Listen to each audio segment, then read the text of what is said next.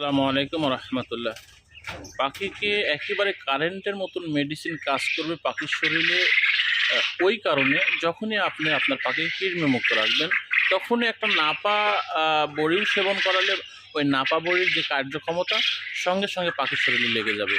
কিন্তু কৃমি আপনার পাখির পেটে যদি থাকে, নাপার চাইতে হাই কোয়ালিটির অ্যান্টিবায়োটিক যদি আপনার পাখিকে সুস্থ করার জন্য সেবন করান, কোনো কাজ করবে না। দেখেন আমার এই পাখিটা কৃমির ডোজ করাইছি, আলহামদুলিল্লাহ পাখি সুন্দর।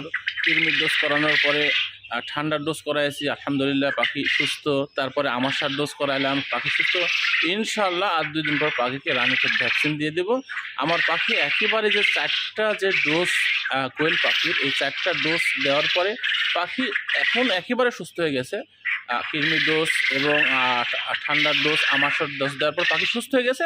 এখন বাকি আছে রানীক্ষেত ভ্যাকসিনটা। আলহামদুলিল্লাহ আল্লাহ তাআলা যদি চায় কালকের দিন পরে রানীক্ষেত ভ্যাকসিনটা দিয়ে দেব। পাখি আমার আবার 1.5-2 মাসের জন্য আল্লাহ সুস্থ রাখবেন।